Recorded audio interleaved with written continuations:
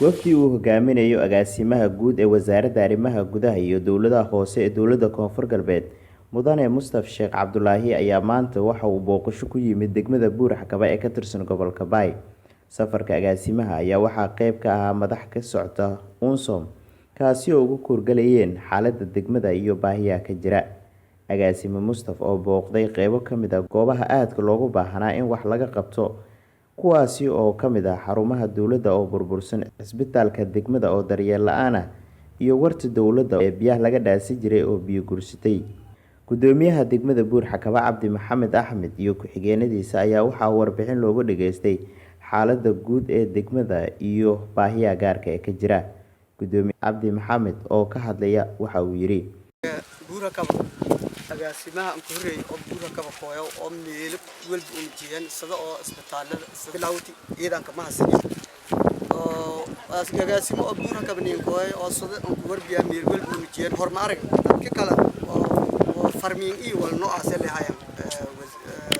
agaasimaha nin kooyo ilis walba aan argaan walba goob joog nagadi meel u jeeyna magaalada meeliis oo talagal iyo kormeer yahay in meel u dhaafnay malaha kormeerni إن شاء الله كورمير كان إني والبدن كسيب بدلوا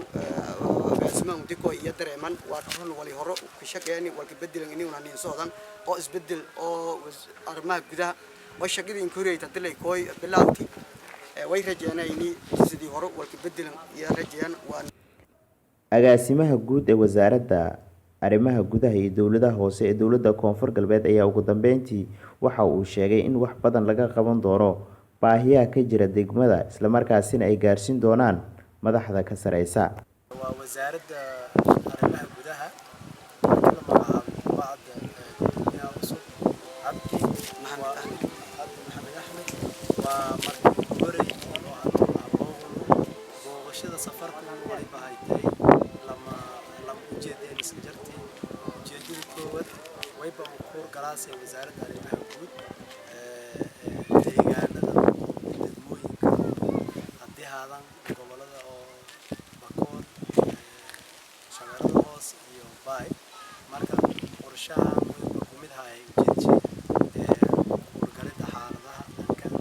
oo amniga dhanka bulshada iyo baahiyooyinka oo meelahaas deegaankaas ka jirsan aad iyo caqabado waasayti iyo haysan ujeedada lamaan insha Allah wasaaradda way bafadaaytay markii ku baad baahiyooyinkaas ayti وزارة كاستيا قصيت هذا ما رمى بداية وزارة عفمات كي مكشكة ياس حنانة هولاي مكشكة ياس لكن مركون حارة وجود من عرقنا ويفضل أنتم من وزارة قصيت تصالح حتى ميلون هبوغ نوبة من هايتي ميلون حرمت بوليس يا من هايتي حوام هبوغني إسبيتال كي يكون من هايتي كحرمت بوليس وكذا قصي ساس أوكا إسبيتال كم كنا سين ويبايت حالة أو ويبقى جرتين أو باها ورهاي حالة واسيت ويبقى الوضع ودونه هي ذا قصي صدق وريد وزارة العافمات ساس أوكا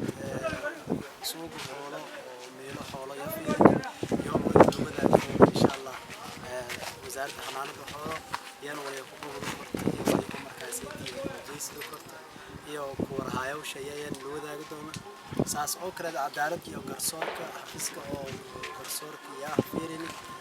runtii waa xafiisyada ku baahan oo la shaqeeya waa hooliyo hayan meeliyo ka hayan oo la fiiriyo isla marka saas darteed oo way loo wadaagi doono hay'adaha qusay oo ku horay wasaaradda oo cadaalad iyo garsoorka iyo loo wadaagi doono saas oo kale way buuyahay magaalada waa ku horay oo eed baahidan ka jirto buuyahay ilaa iyo hata meelo insaan iyo bulshada markuu waraysan iyo dadka maamulkii waa baahi biyo eedeed jarta biyogaas insha Allah baahiyooyin shooy baa wasaaradda arrimaha gudaha way baa u gudbiyaasay madaxda iyo hay'adaha qusay hay'ad wareed oo wadaag doona wasaaradda biyaha iyo tamarta yoona insha Allah way buuyahay wareegtoor bixin ka aragnay sheegana saan hublaan say ka sheegay way buuyahay xarunto oo degmadana naftirsha iyo xarumo badan iska dhaxyaala oo meelay yan wasaaradda arrimaha gudaha yan wala ku qusayt insha Allah yana waa halkaasigaas Xuseen Cali Geesay raadiyaha iyo telefishinka Koonfur Galbeed Buur-Xakaba.